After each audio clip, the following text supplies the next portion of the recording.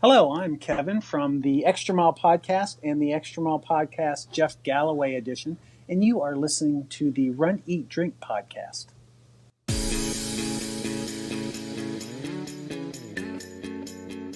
Welcome to the Run, Eat, Drink podcast. We feature destination races from across the country, and after the race, we take you on a tour of the best local food and beverage to celebrate.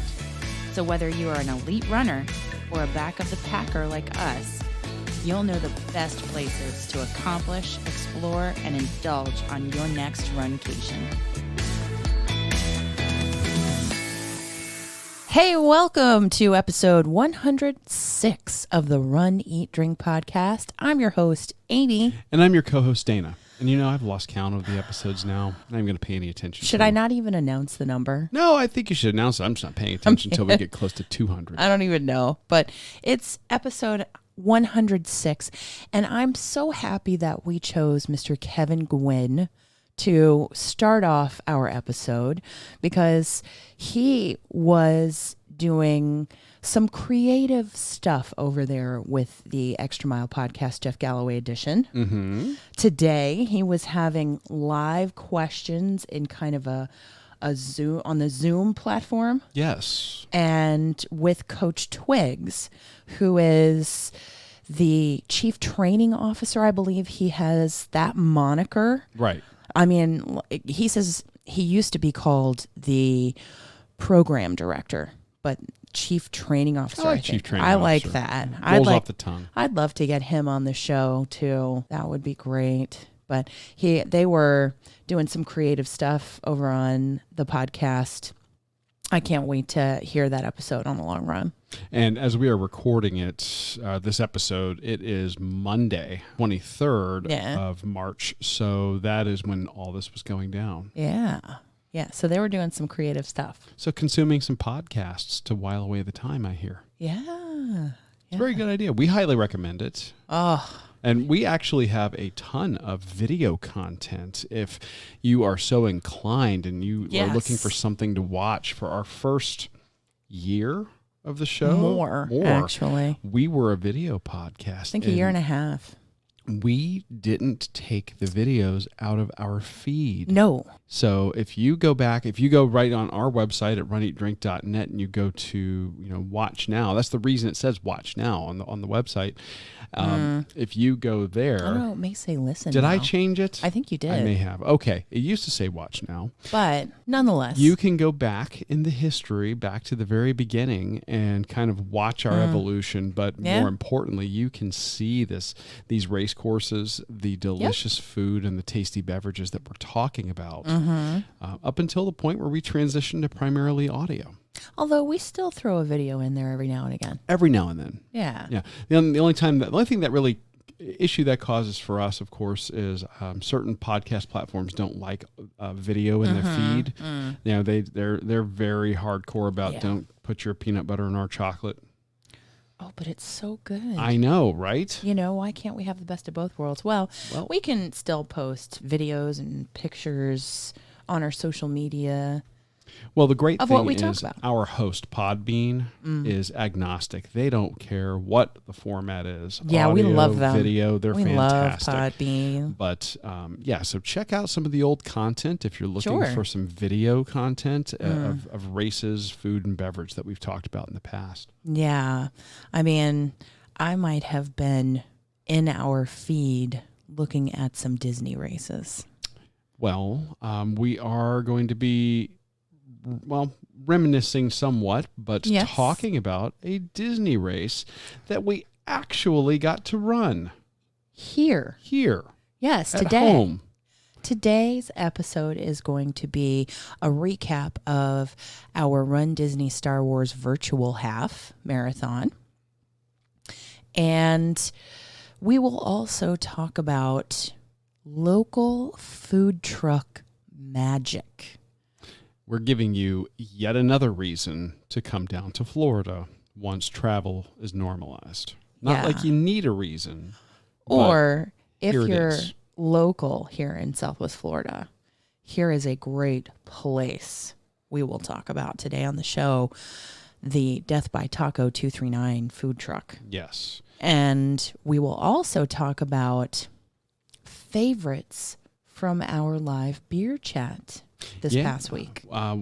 As restaurants began transitioning to takeaway here in the state of Florida, one of our favorites offered a substantial discount on bottles and cans of beer, and you could make your own 6-pack or 12-pack. And we grabbed a sampling of those beers, and these are items that you can probably get anywhere throughout the United States and perhaps across the world, depending on what their distribution looks like. Right. So we'll be talking about those. We're going to talk about some of those as well. Yeah. So buckle up.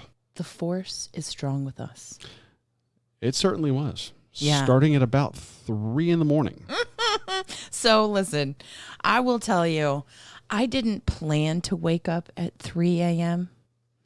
and do this virtual because we still have some halfway decent weather here in Florida in terms of humidity. The summer is so awful.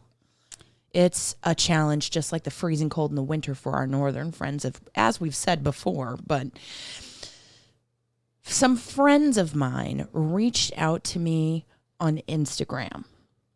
Steph from Just Take a Dip, and she said, hey, we're going to be doing a challenge to bring Disney home, the Bring Disney Home Challenge. And along with her, we also have Amelia from the Disney Darling on Instagram, Joe from the Diz His podcast, Diz His 65 on Instagram. A favorite of mine to listen to when I'm running.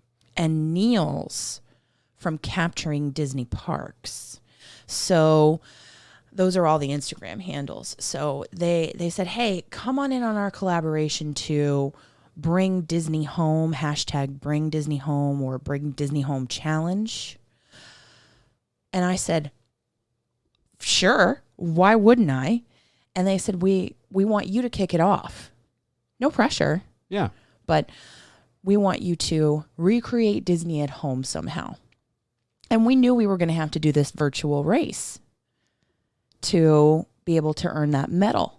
And we said, okay, well, how can we recreate Disney at home? Well, first of all, any Run Disney fans who have participated in the race weekends at Disneyland when they were doing the races out there, or Walt Disney World in Orlando, you all know it's an early wake up, my friends. Yeah, there's no sleeping in on those race days. So 3 a.m. so you can catch the bus to be able to get to the corrals and get a decent kind of starting position in your corral, be able to use the porta potties, all of the things that we have talked about. Grab a photo with a character. Oh, yes. And like we have recapped on many a Run Disney post-race wrap-up. And so we did that. We got up at 3 a.m. to your dismay, sir. Much to my dismay, but it was to my alarm clock. So we get up and immediately. Well, it's kind of like work for you anyway, isn't it? It is. My normal wake up is between 3 and 4, usually closer to 3, so I can get up and get a little run in first thing in the morning. So it was like no big deal for you. Let's not get carried away. 3 a.m. stinks regardless. It's early. It was very early. We get up, and very much like we would do for a regular race, Amy starts out with doing some morning coffee and yoga. Indeed. And I had a wonderful mug, thanks to you, with Baby Yoda on it to get into the mood. And that was just so cute. The little Baby Yoda. Obi-Wan for me. Oh. Yoda, Obi-Wan for me. Yeah. It's very cute. It's so cute. There's a photo of it in our Instagram feed. Yeah. And I believe maybe on the Facebook page. I'm not sure if we posted it there or not. I'm not sure. But yeah. So you get done with your yoga. The only thing that I didn't do as part of the pre-race routine that we normally do before any race when we travel, it was an ice bath. Well, I don't know that we needed to do everything. Right, because we didn't have the pressure of balloon ladies. the balloon ladies. No balloon ladies. Right. I mean, we could have put that pressure on ourselves. We could have ponied up over at the grocery store and gotten some balloons and like had that happening, but really we don't have to recreate everything, do we? No. I mean, you know, the one chick who always dresses up as the balloon ladies and scares the crap out of us. Oh, she has the least humorous costume ever. She dresses up like the balloon ladies and says, like, oh, there's a shirt that says something like "Made you look" or "Don't worry, I'm not really her." Scared you didn't I? I don't even remember, but so yeah, so we don't need to recreate everything, I guess. No ice bath. So no ice bath. No. Get up. We did throw on some costumes. We printed out our bibs and wore them with pride. And really, I should have put a corral on them. We should have, and maybe some laminate because a few miles in, I ended up losing my bib because it was just printed on paper, regular paper. But it was cute for the anyway. Photo. Yeah, live and learn. Maybe like those sheet protectors when you have to do a binder. That'd be the way to go. Maybe we could have that's the poor man's lamination next system. time. I don't know. Anyway. Next time. So we end up taking some photos with lightsabers and costumes and all that, but there's time to get out and go catch the race transportation. He's so tasky. Can you imagine who was representing the dark side? You would know if you looked at the episode artwork. I'm just saying. I'm not that tasky. Yeah. So at any rate, pre-race transportation. Yes. And in the past, we have stayed at Disney resorts and done buses, but we have also, in the recent past, Ubered to races. We have, or driven ourselves because we find, a lot of times if you're going to catch the buses from your hotel, that is absolutely the earliest wake up you're going to do. That would have been like 2:30. You get a little more time if you drive yourself or take an Uber. True. And they do a great job at moving the traffic, so there's never really been an issue for us driving and parking. Right. We've never had a problem. We have had issues where buses took forever. Yeah. Due to traffic congestion, drivers sometimes getting lost, not really knowing the route yet because they haven't practiced it, or it's changed at the last minute, whatever the case may be. So it's... I would say that if you're considering doing a Disney race, the next one that goes off, give strong consideration to driving over or taking an Uber, rideshare, Lyft, what have you. So I was out in our driveway and started a live video on Instagram, and I just acted as if I was waiting for our Uber or Lyft driver. And right? I was the Uber and Lyft driver, so he pulled up, and then he recreated that whole traffic thing that you have just spoken about. That whole like kind of traffic issue and movement, like they're moving very fast. I probably should have had coffee in a to-go cup and probably leaned my head up against the window to just have a short little cat nap before we got out of the car. True. But live and learn. And we made it successfully to the start line and found that there was no line. At the porta potty. At the porta potty, which we found at the construction site across from our house, which we actually did not utilize. Yeah, we have a vacation home being built right across the street from us, and the construction workers' porta potty was there. So we were just marveling at the fact that on a race day there was a porta potty with no line. Yeah. Although I did go over and check it out, and I can honestly say that you can't complain about how well appointed the porta potties are at Disney. Was there toilet paper in that porta potty? There was. Oh. Yes. But again, the Disney porta potties. Mwah. Beautiful. Well maintained. So we ended up starting the race. Oh, we did. And you and I ran the same race. Yes. But we ran it in different ways. Yeah, I decided to, we decided collectively to do 5K updates pretty much throughout. as part of the Bring Disney Home Challenge, and just to update and kind of talk about the parts of the course that we would be at a particular mile in the race and that kind of thing, to kind of bring Disney home that way and be able to describe it. We actually did post video of Rudy, the race announcer Rudy, when he used to do Run Disney races, saying, "Runners set go." So we posted that when we started. Yeah. And then we did the first 5K pretty much together, you and I and the dogs. Yeah, that was partly pooch maintenance. Yeah. And partly wake up warm up. Yeah, And for that, really, it was for us. With the two dogs. When I get up in the morning and Amy gets up in the morning, they get up in the morning like, hey, and knowing we were going to be on the road for a little while, I said let's take them for the first 5K and let them get tired out. And you know what was great was that we used those headlamps that you got us. Those black diamond spot headlamps. Yes. Those were great. Yes. Those that you found on Amazon. Yeah, those are on Amazon. Yeah.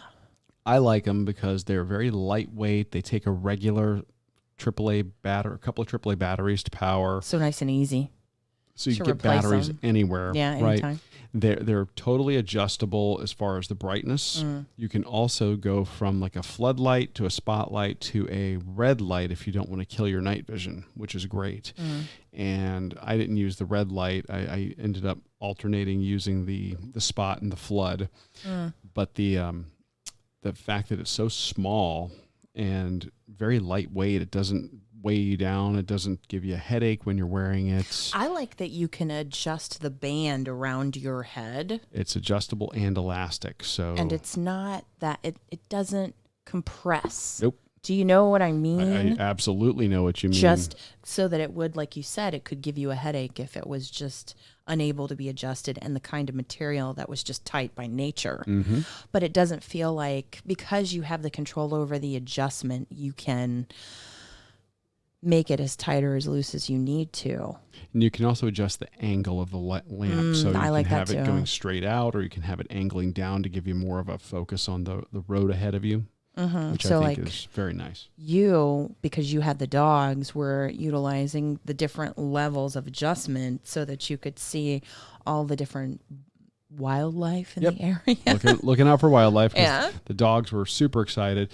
In mile 1, I think one of the photos we posted, I had my cold brew coffee provided by Big Storm Brewing. So excellent. I thank John for donating a couple of cans to us for the cause. And that was their nitro cold brew in a can, super smooth, so delicious, super caffeinated. So very caffeinated. That was a really nice way to start. Yeah, that was great. Get the dogs through the first one, and I was doing very short intervals during that one. That was during the first 5K? No. Yeah. Well, I mean, not for the whole thing, but I was just kind of like trotting a little bit with them to get moving. That wasn't really one that I was worried about time. Well, they stopped to sniff, so then you would have to kind of run to catch up to me. Right. Because you told me to go on. So, yeah, but it wasn't like a set interval. No.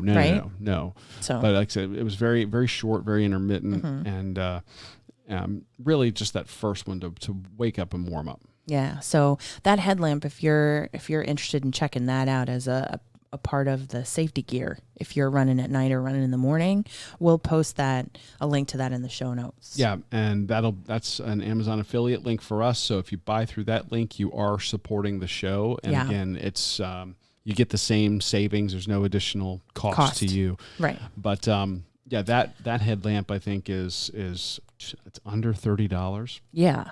So I know, it's a great buy. Super cheap. So, and good quality as well. And I caught up to you, finally, and I said, all right, well, I'm going to get at the end of the 5K. I'm going to get rid of the dogs, put them back in the house, and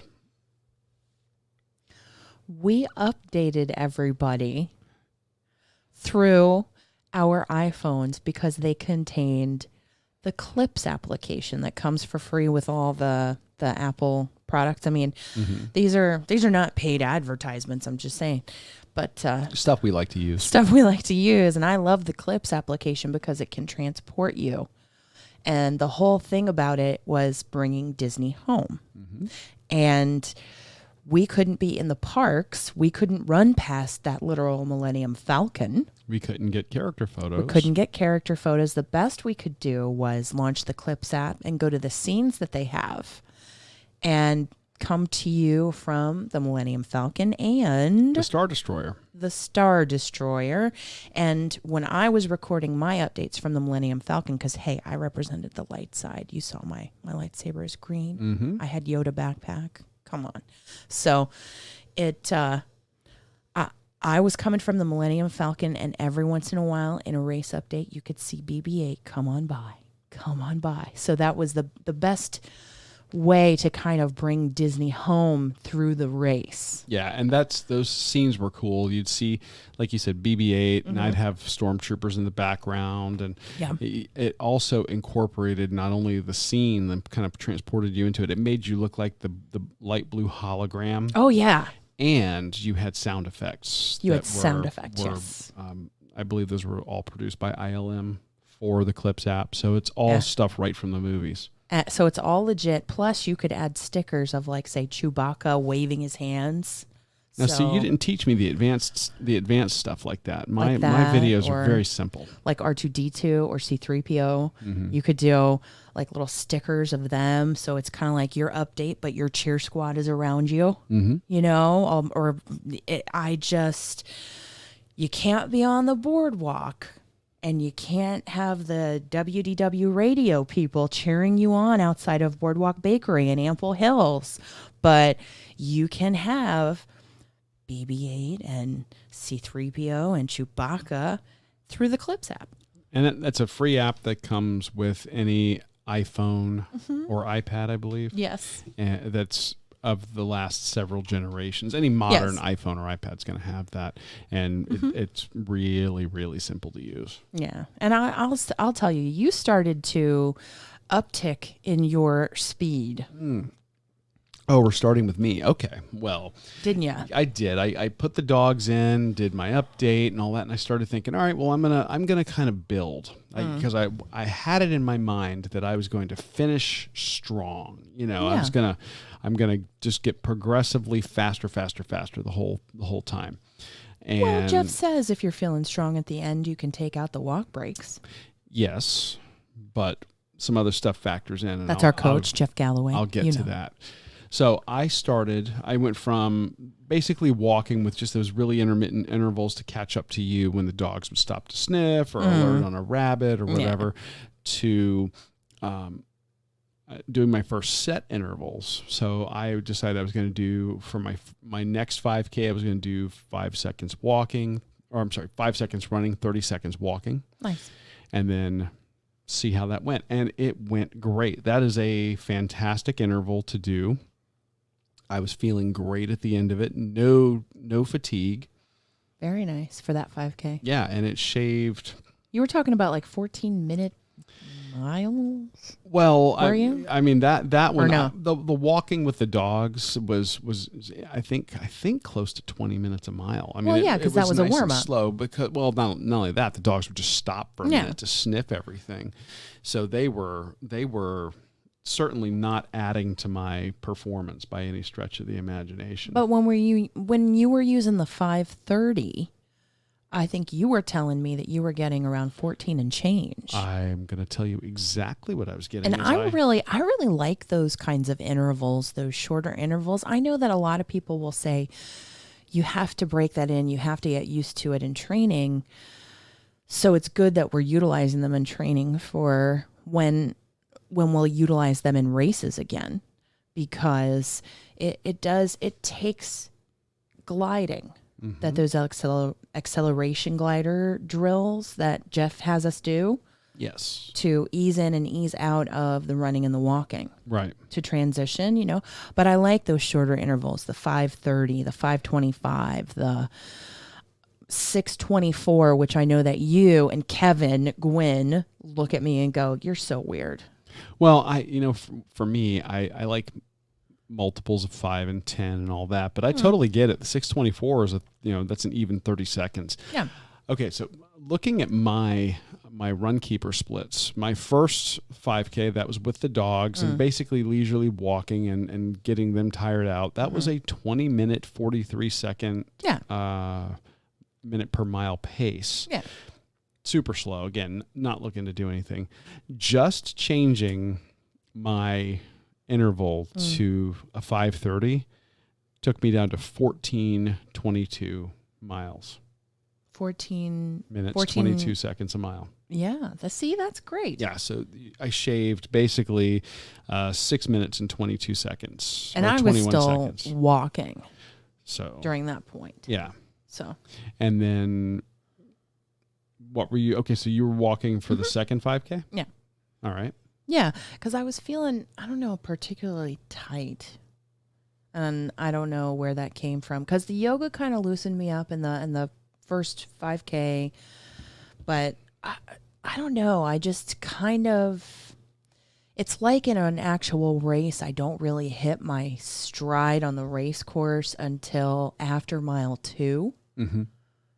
Even when I'm doing intervals. So I don't know what it is. I think it's just the blood flow. Yeah. Or I don't know. Anyway. So yeah, I did walk and I did try to shuffle a little bit just so it wouldn't be that 20-minute per mile pace like the warm-up miles. But at any rate, and then we came to another update and I asked for some cheering. And we got some comments where people were using that hand clap emoji. And so I posted an actual race sign that we took a photograph of from the race course at Disney in the past that says, "Perfect stranger, I'm proud of you." Mm-hmm. I remember that one. Which, because all the training that you do, I mean, you might have a training group that cheers you on. If you're lucky enough, but it was great to have virtual cheering. Yes. At this point in time. Yeah, because as you're trotting along, we're both seeing these alerts pop up, which is really cool. Yeah. So that was great, and we did a couple of live videos together. Yes. Before we resumed the next 5K and the next 5K, But so you progressively got faster, my friend. Well, yes and no. So like I said, in that first 5K, yes and no? in that first 5K, I shaved off a ton of time just by actually doing those very short running intervals, which was great. Then in my next 5K, because I like to break a half marathon into a series of 5Ks. That's just for me mentally. Mm-hmm. So for the next one, again, it was a 14.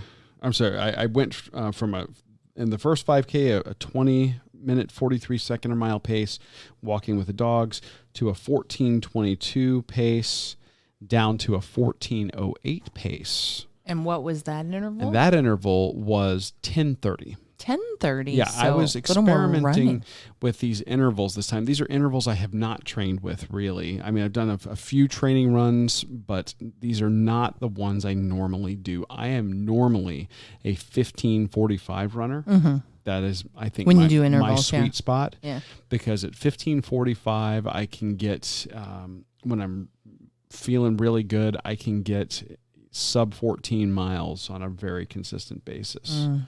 And nice. This morning, so for that next 5K, I was getting mile times right around 14 minutes. Nice. I was at 14:01, 14:11, 14:06, and then in the last 0.1, I was at a 13:13. Oh, excellent. So, again, feeling pretty good. Not a ton of fatigue. The 30-second walk intervals seem to be working really well. And at that point in the virtual race, we would have been coming out of Animal Kingdom and starting the long trek down on Osceola Parkway. Yep. Yeah. Which can be rough and can be really crowded and congested. Yes. And can slow you down. And our street, the loop that we were running on is, I want to say it's about it's a 1.5 mile loop. if we just stay on our block from major intersection to major intersection. And that's basically what we were doing was laps. So, but it's straight and flat. So unlike Osceola Parkway, we didn't have any overpasses. No, that's true. Or, JD would get after us for calling them hills. Oh, they are hills. They're totally hills. Yeah, JD from the Extra Mile podcast group, he would call. Listen. Anyway. In our city, the maximum altitude in our city is 13 feet flat. above sea level. It's flat. Our street only gains 1 or 2 feet total. Yeah. So at any rate, And how about you for that 5K? Well, I was just shuffling. Not really. I didn't turn on intervals until the last 5K. I actually walked and didn't do another race update or run update until I hit 10 miles when we did that live on Instagram, because I was just, on the struggle bus in terms of just my hips being really tight. But so I took a little time to use the fact that we could come into the house and use the BFF massager to kind of loosen that up. And then in the last part of the virtual race, the final countdown, if you will, nice 80s reference, we had you doing some interval, and I was like, well, I just want to get done, so let me pony up and try to do intervals with you. Well, this is where the folly of my experiment showed its ugly head, because by the time I was doing the final 5K in this, I decided I was going to do a 5:30, a 10:30, and then I was going to do a 15:30. Okay. I should have flipped the order I did these things in. You think? I know. Okay. Because by the time I got to the 15:30 interval in that 5K, that's when the sun had come up and it started to climb in terms of temperature. True enough. And I was just not feeling it. So for that third and final 5K, I was not really pulling great speed, and in fact got slower. So I went from my first mile split was a 14:07, my second one was a 15:06, and my third and final was a 17:45. I didn't really pay attention to my own mile splits. I just did it to get it done. No, well, and again, we were taking different approaches. You normally, for the long run, since Jeff says you can walk the whole thing, you don't normally do intervals during your long runs at all. No. I am just a glutton for punishment and wanted to experiment and see what this 30-second maximum walk interval was going to do for me. And? Well, I liked it. But again, I think that because we have been training outside of very hot weather, we've just been very lucky. It's been a very mild winter here in Florida. The mild temperatures, low humidity. Yeah.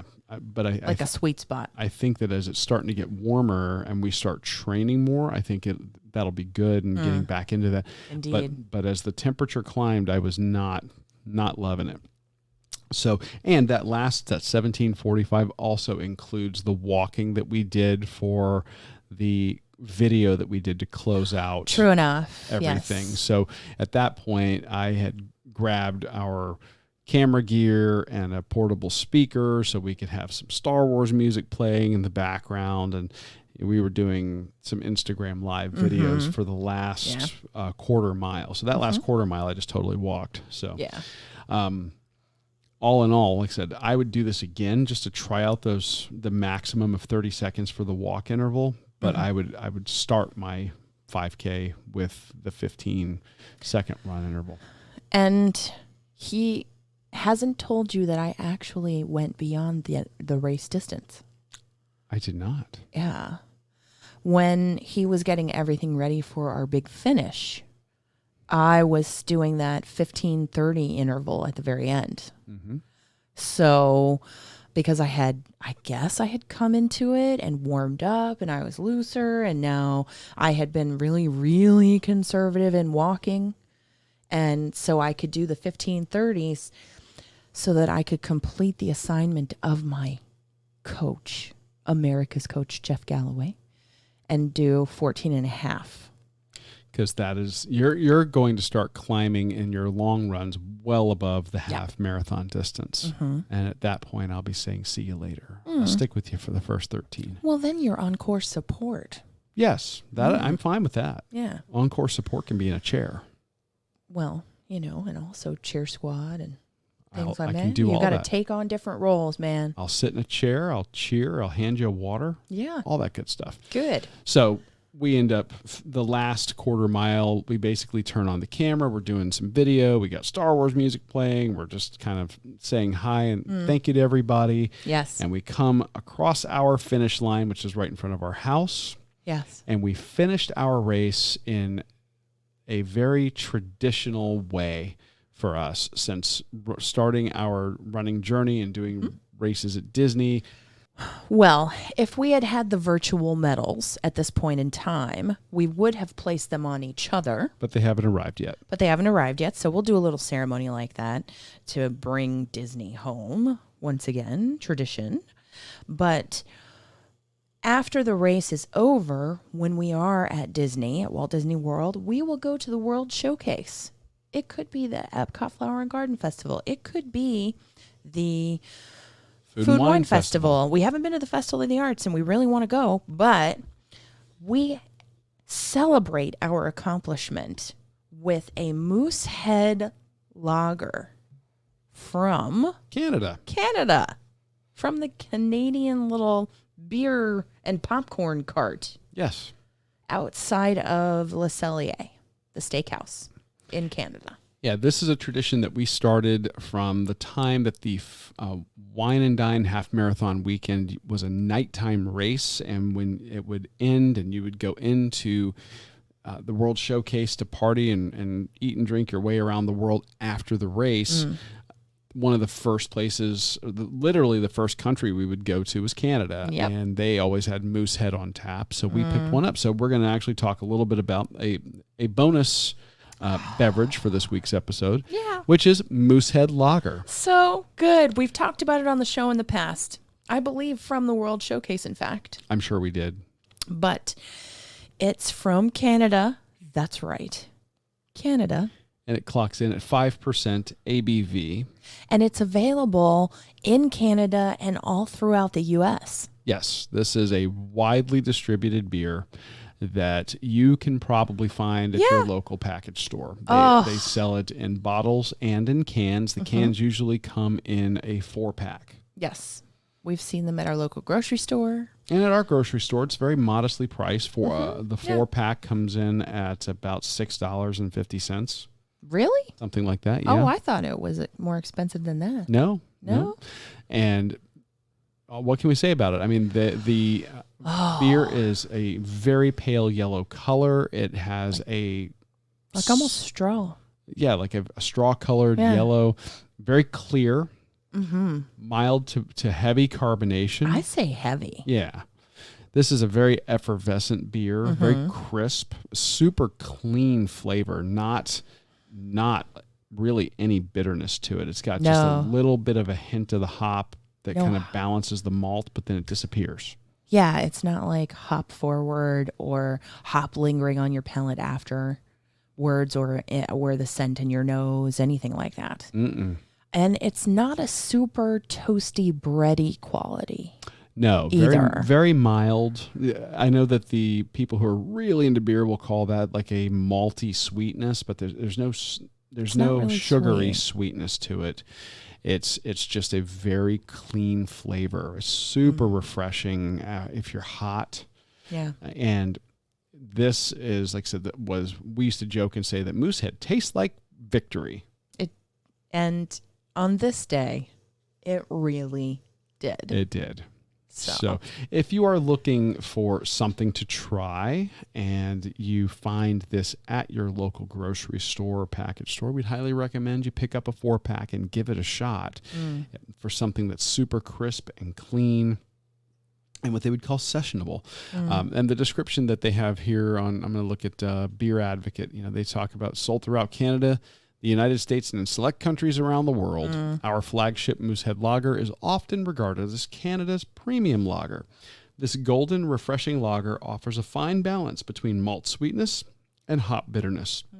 Brewed with 100% Canadian 2-row pale malt and Moosehead's own lager yeast, Moosehead is cool fermented and cold aged to impart its award-winning flavor. It's a simple, clean flavor. Yes. That doesn't lean toward hoppiness or breadiness and maltiness in any. It's not heavy in either direction. Check it out. Very, I would say, balanced. And very approachable. Yeah. So. Sessionable. That is how we finished off our Disney Star Wars virtual half marathon in the neighborhood. But all that running makes you hungry. It does. And we were very fortunate this week that friends of ours from Nice Guys Pizza have expanded their business and are now operating a food truck. They do it right, whatever style food they do. Pizza, tacos, whatever. But this in particular, normally you can only find it on Monday nights, and typically Mondays Nice Guys Pizza is closed, and they just have the food truck out there from 5 until they run out of food. And it's called Death by Taco 239. Yeah, Death by Taco is a tiny That's our food area truck code. that is just cranking out a ton of amazing food, and you might be shocked to hear they're offering tacos. And their menu's not huge. It's not, but I will tell you, Skylar, Yovana, and Greg, they know how to do tacos. They really do. This is a kind of a culinary aberration. Like, you wouldn't expect this kind of food to come out of a taco truck. They have their house tacos, which are very unique, very different, things you wouldn't normally expect. And then they have their traditional tacos, things that you would expect from a taco truck. Like their house tacos, they have something called a chicken tinga, which is chipotle chicken, salsa verde, cotija cheese, with chicharrones for a crunchy component, and cilantro. Which I want to go back and have. We haven't had that yet. The Saigon is one that you loved. Oh my God, the Saigon. And these are all really reasonably priced, between $8 and $9. Yes. $7, $8, and $9, and you get 2 tacos in an order, and they're not small tacos. No. Let me just share with you. And you can see that in our artwork. If you're really hungry, you could get 2 orders, and you're going to be very satisfied. Very satisfied. But like, they have a Saigon taco. They have a Szechuan beef taco, something called the Rockefeller, and the McCauliflower Culkin. Yes. And that's the Rockefeller and the McCauliflower Culkin. They're vegan offerings. Then the traditional tacos, they're doing a chorizo, which is house-made chorizo, a beef barbacoa, which is a chili braised beef and oxtail that they are making in-house, a pollo with adobo braised chicken, and then their own crispy pork carnitas. So, I almost forgot.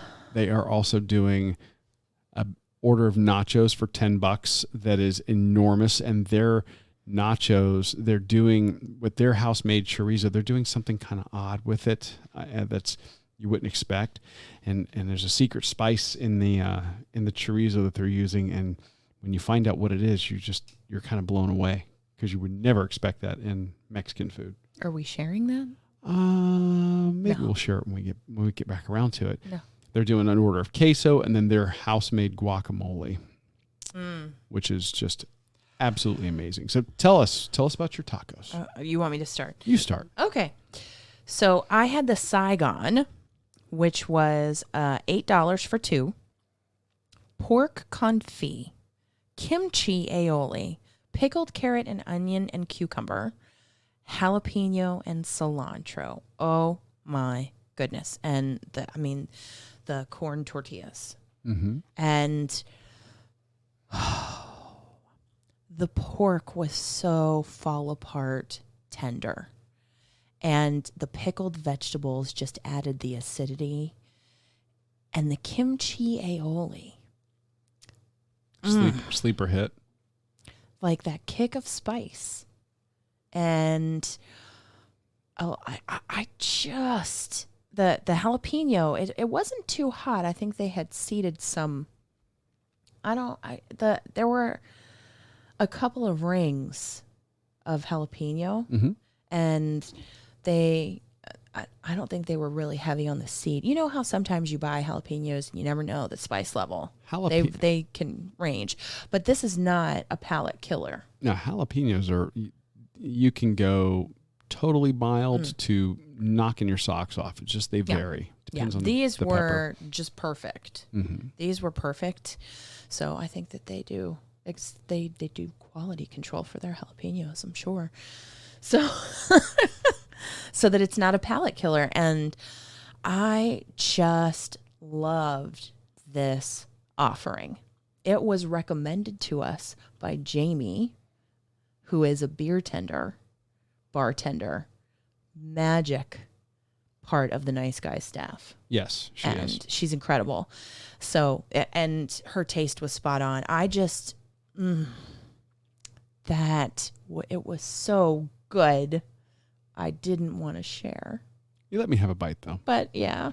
And what did you think? Oh, I thought it was fantastic. The freshness of the pickled carrot and the onion and the cucumber and jalapeno, it reminded me a lot of banh mi. Yeah. And just it was just a really nice juxtaposition to the richness of that pork confit. And just a perfect bite in that taco. So really, really good. I went with the vegan option. They were offering something called the Rockefeller. Mm-hmm. And the Rockefeller is a cornmeal fried oyster mushroom with pickled sweet corn, pickled mustard seed, preserved lemon aioli, shallot fennel slaw, and cilantro. Amazing. This thing, when you get it, it is so gorgeous. The Rockefeller, it's a play on the name, like oysters Rockefeller, these oyster mushrooms. Well, they cornmeal batter these, and if you're doing fried oysters, like actual oysters, that's the only way to really do it. That cornmeal's so perfect. And here with the oyster mushrooms, it's just as good. It gives a certain crunch and texture that is very unique to cornmeal battering. And the oyster mushrooms are just so meaty and satisfying, and everything they put on there, that pickled sweet corn, the mustard seed, the preserved lemon aioli gives, a tartness that goes with that, the meatiness of those oysters. And then the corn, the sweet corn has just these little, sweet pops because the corn's raw. And so that's just explosions of sweetness in your mouth. The shallot fennel slaw gives you just this ever so slight hint of onion, and fennel, is almost licoricey, but this is so mild. And then, of course, just that little bit of cilantro to give it that herbaceousness. And, you get 2 of these. It's packed with the oyster mushroom. So these are just incredibly filling. And if you're looking for a vegan option, so great. It's great. But not only that, even if you're not looking for a vegan option, but you're just wanting something that tastes amazing, the Rockefeller is going to be one that you should not miss. When you get in line at this food truck, get in line with Dana and then order what he orders. Because the Saigon was amazing, but I think if I go back, I would get just the Rockefeller. Really? I love the Saigon. Absolutely love it. But the Rockefeller, you talking about it, my mouth is just watering right now. Well, I would get it again in a heartbeat. Yeah. In an absolute heartbeat. So, those were our taco options. Yeah. We've also had the nachos, and what they're doing here is just so killer. They're doing crispy tortillas. The tortilla chips are fresh made. They are using their chorizo plus refried black beans, queso that they are making with beer, pickled onion, jalapeno, cotija cheese, and cilantro. But the secret sauce to that dish is the chorizo. And in their house-made chorizo, they're doing something so unique. They're spicing it with a hint of, I want to say it's Chinese 5-spice. But you don't know for sure? Well, I don't know if it's 5-spice or 7-spice. Well, we can't give away all their secrets. No, but it's just a hint of it. You catch it, like on kind of after you've swallowed, and it's so good. I love chorizo anyway, but chorizo usually has a very smoky. That is true. It's very expected. You kind of know what you're going to get when you order chorizo, but then when you get their chorizo, it's like, oh, this is familiar, and then wham! All of a sudden, Spicy something kick. that's totally different than what you're expecting. So they're absolutely worth checking out. You are not going to regret it. Can we just talk for a minute about the guacamole? Sure. They're making a house-made guacamole fresh daily. They're smashing these avocados. They're mixing in onion, serrano, chilies, lime, and they're making this amazing chili oil that they're just putting this chili oil with the chili crisp that, from when they sauteed the chilies in the oil right on top. So you get this chili oil that's just cascading over the guacamole, and it is so incredible. And they're using, I think it's chili de arbo for the chili crisp, and it's just this smoky, amazing topping to guacamole that was so unexpected. I absolutely loved the guacamole, and don't let the serrano, in terms of pepper, chase you away. No, not at all. Because it's very subtle, and I think the chili, the oil, and the chilies that you describe on top, it's not super spicy, so it will not burn your palate for anything else that you have if you have it as an appetizer. No, not at all. It's just incredible, and it lets the avocado shine. Yes. All of the other ingredients they all let the avocado be the star.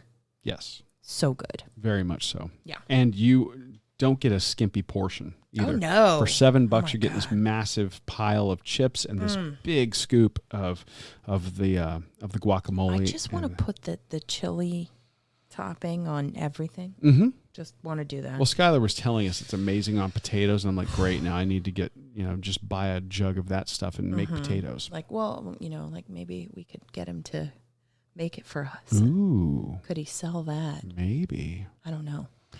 But stay tuned. Nonetheless, we'll report back. While this isn't blowing out your palate, it does make you thirsty. Of course. And this week, our friends at Nice Guys, like I'd said in the show intro, they were doing to-go food, and they were actually doing build your own 6-packs, 12-packs. We picked up a series of beers that we knew people would be able to get in pretty wide distribution, and we did a beer chat over on Instagram and had a great time doing that right from our living room. Yes. And thank you for everybody who tuned into that. Absolutely. And we think we're going to do a few more of these and maybe pre-announce the beers we're going to be doing. So if you want to go get the beers and then try them with us and we can talk about them live. Yeah. I think that'll be a lot of fun. So we did pick up several beers. I think we did 1, 2, 3, 4, 5, 6, 7. We did 8 beers that we talked about. Let's just talk about a couple each. What do you say? Yeah. Like favorites. Yeah. What were your favorites? What were the standouts for you in that list of 8? On the lighter ABV side to start off. Oh. Okay. I'm going to go with a 4.7 ABV, 35 IBU. What's this beer called? And this is called Postcard Pils. Yeah. The American Pilsner from Green Bench, and they're in St. Petersburg. I liked this one. So you can get this all around Southwest Florida, and I don't know. I'm hoping you can get it in other places. But this one, I'm a sucker for a Pilsner. You have become a Pilsner fan over the last year or so. So this is an American-style Pilsner. It doesn't say that it's a German style. That's like that one at Big Storm that I'm a big fan of. But it says, American-style Pilsners are refreshing and complex, a blend of clean lager fermentation, sweet, grainy flavor, and a solid American hop profile. Postcard Pils is brewed with a touch of flaked maize and U.S.-grown Mount Hood hops. Okay. That's what their website says at greenbenchbrewing.com.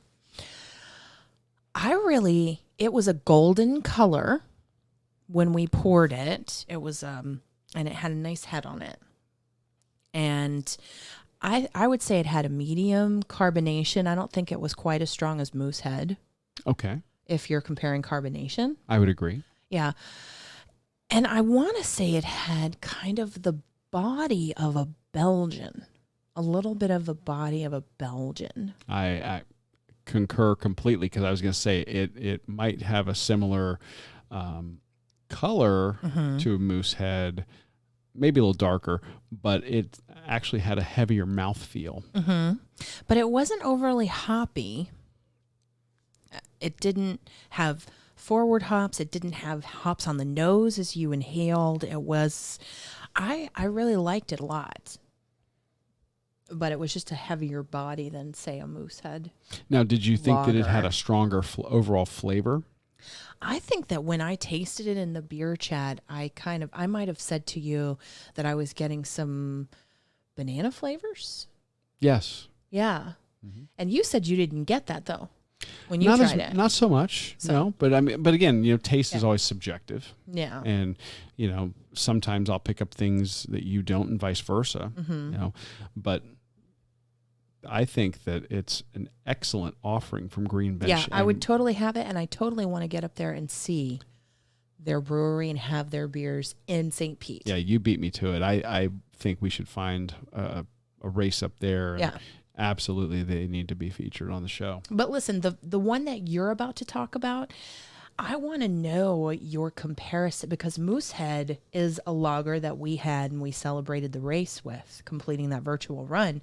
But you're going to talk about another lager. I am.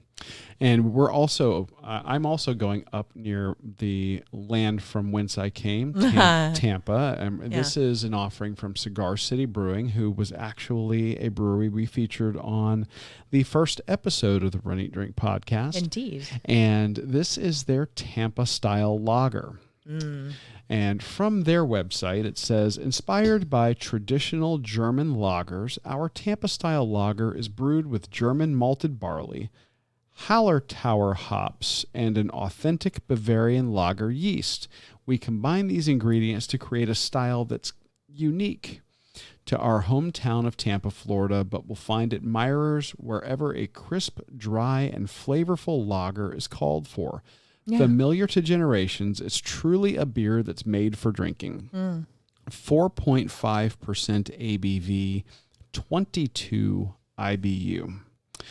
And I would have to say that this beer was very pleasant, very it's the kind of beer that I would get if I was going to go out and have 2 or 3 or 4 over the course of a few hours with people over dinner. This is a great beer that I think would go with a wide variety of food. Yeah. Because it's not a very heavy body. I would call this a light to medium bodied beer. It has a nice golden color. This gives you lots of, a nice head and lacing on the glass. It's just a crisp, clean, relatively low ABV lager. Not bitter.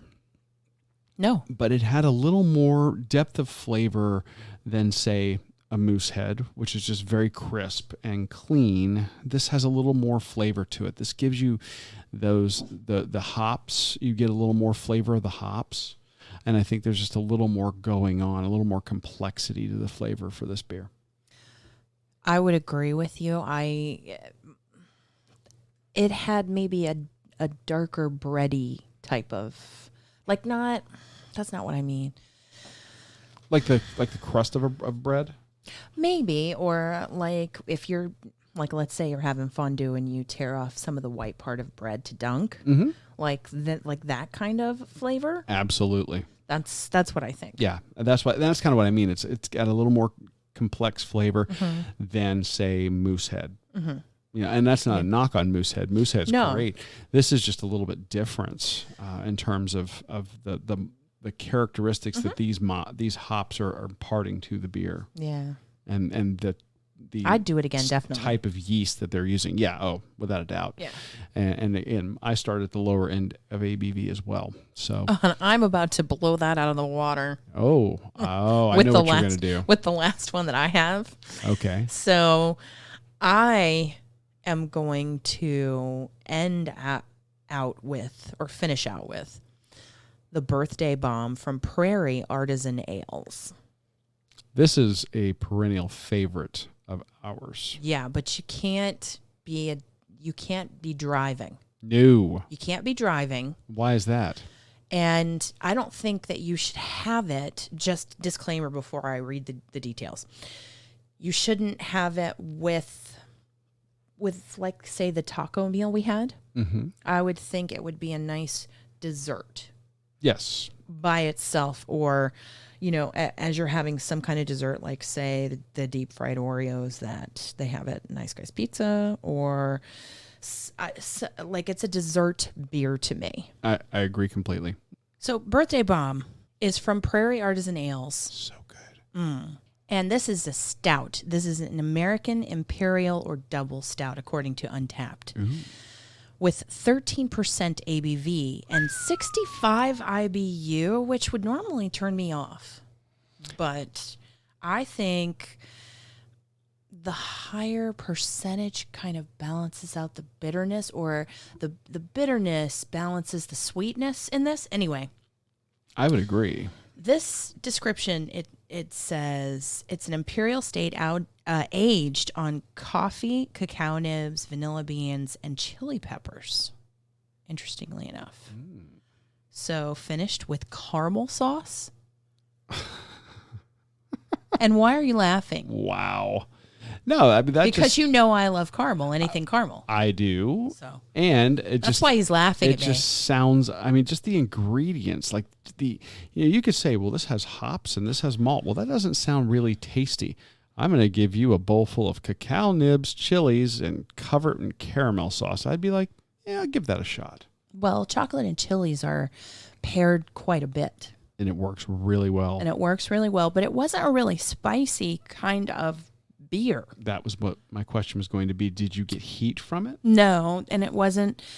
I don't think that was the overriding flavor. I got vanilla, I got chocolate, I got coffee notes. I don't think that I got so much an upfront, yes, this is caramel. Okay. But I think that all of those dessert flavors were really tasty. Yeah. In that beer. But you gotta sip it slow. Yeah, this when you poured it, I'm looking at this and it pours thick. Yeah, it's thick and it's dark. There's no light coming through that at all. You can't see through it at all, and it didn't have too much of a head on it. But that taste, that it's a dessert in of itself. And would you pair that with a dessert, or would you have it as dessert? It may be dessert by itself, but I can see, how we have deep fried Oreos at Nice Guys, that kind of thing. I think this would pair very well with that, but maybe not with a main meal. Oh, I agree. You know, would you get one per person, or would you say that I a might bottle split it? Bottle be good to split? Honestly, yeah. Everybody, like 2 or 4 people having a taste of it, and maybe splitting a plate of those deep fried Oreos. Yeah, I like it. yeah. And what did you end with, sir? Well, I don't know. I don't know if I can beat yours, but I'm going to try to at least match it. Okay. And this is one that surprised me. And this is something that I'm not normally a fan of. And when we even picked it, you looked at me funny. I picked a peanut butter cup stout by Untitled Art Brewing. Because you would never pick a peanut butter beer. You always say they never get it right. It is so rare for me to find a peanut butter beer that I like. So many breweries use a peanut extract that tastes fake, and I just it's kind of like the ones that use coconut extract instead of real coconut in their beers. Yeah, it tastes artificial. Well, they did a peanut butter cup stout. It is a milk stout that clocks in at 12% ABV. Okay, so you don't beat me quite as much. No. There with the 13 versus 12. No, 12% ABV. They say that this combines some of their favorite flavors and gave them a chance to combine in collaboration with Hidden Springs Ale Works all the way down to Florida. The sweet and smooth 12% beauty of a beer with a lovely caramel head should help get you through the rest of winter. They're in Wisconsin. Well, I don't know what they're doing in Wisconsin or their partnership down here in Florida, but I will tell you that this thing tasted like a liquid peanut butter cup. Oh, it was so good and so unexpected because we got it and we thought, oh, you never know. I really, when we got this, I said, going to give it a try. Probably not going to make the show. But it has. Not only did it make the show, it ended up being one of my 2 favorites from that flight of beers that we got. Yeah, and it was really dark when you poured it. Oh my gosh, this is absolutely opaque, deep black with a slight brown, like I said, kind of a brown caramel colored head when you pour it, but it's very smooth, not a lot. The head is not large. I would almost describe it most accurately like the crema on a shot of espresso. Very nice. The beer is very smooth. It's a very mild carbonation. This, in my opinion, would be a great beer to do a beer shake with. Oh. With a nice scoop of vanilla ice cream, or if you really wanted to lean into the peanut, do vanilla ice cream and a little bit of peanut butter. Well, could you not have, aren't there ice creams out there that have like peanut butter in them? Sure. Like you could do a little bit with that, or would it be too overwhelming? No, I don't think it would be too overwhelming at all. I just, we have ice cream, we have peanut butter. Or maybe it's like a float. You could absolutely do a beer float. With vanilla ice cream and the beer, and then kind of garnish with peanuts on top. Yeah, that would be killer, without a doubt. Didn't expect to like this one as much as I did. I would absolutely pick this one up again. But would you split it like you were asking me about the Prairie? I find the Prairie Birthday Bomb to be sweeter and thicker in terms of the body. This is a heavy-bodied beer as well. Yeah. But I think there's a certain almost syrupy quality to Birthday Bomb. Yeah. That this one doesn't have. This one's a little smoother and I think is a little easier to drink, even though it's a high ABV, high body beer. Yeah. Yeah, I would agree with you. So that's just kind of where I'm at with that one. You could.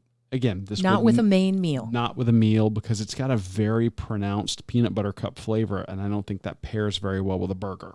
So it could stand on its own as dessert. Yes, yeah, very much like the Birthday Bomb. You could either split it, or you could do a beer shake or a float, and very much enjoy this one. And again, when you start talking 12-13% ABV, anyway. Best to sip these and definitely either enjoy at home or make sure you've got a ride share. Yeah, absolutely. So those were some favorites from our beer chat. Yeah. And we're definitely going to do some more of those beer chats. That was a lot of fun. We hope you liked it. Let people into our home and just talk with them about some awesome beers. Yeah. So that says it for this week's episode of the podcast. What Indeed. we are hoping is that if you folks wouldn't mind, head over to Apple Podcasts, leave us a rating or a review. Mm-hmm. It helps us grow the Runcation Nation, which is all of you out there who like to plan your vacations around your runs. Yeah. And we really appreciate your support, especially in these times. Your support means the world to us. It always meant the world to us. It means even more now. And we hope that we provide just a little bit of a break from the news and what's going on and the stress of life, in general, but especially now. Absolutely.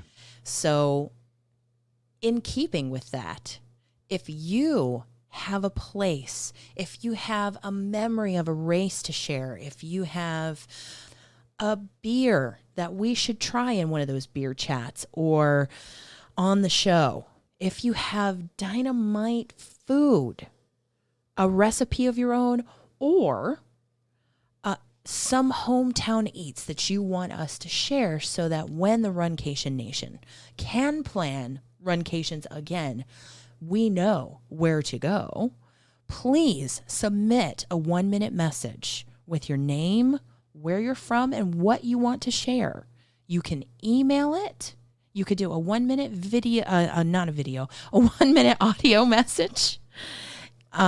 And you can text it to us or you can email it to us. Our email address is info@runeatdrink.net. That's info@runeatdrink.net. Or you can call it in and leave it as a voicemail at 941-677-2733. Once again, that's 941-677-2733. And also, just a special thank you to all of our partnering accounts on Instagram, Steph and Amelia and Joe and Niels, everybody who has contributed to the Bring Disney Home Challenge. Thank you so much. We had such a blast kicking it off and then seeing what the next person and the next person and the next person had planned for us to bring Disney home. Yeah, check out that hashtag on Instagram. All that content's still up. You'll get a kick out of it. And we'll link to all their accounts so that you could follow, because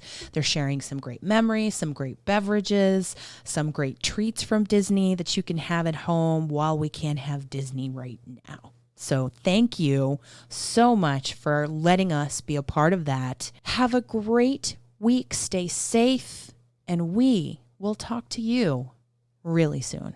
Thanks for listening to this week's episode of the Run, Eat, Drink podcast. We're having a great third year because of your support.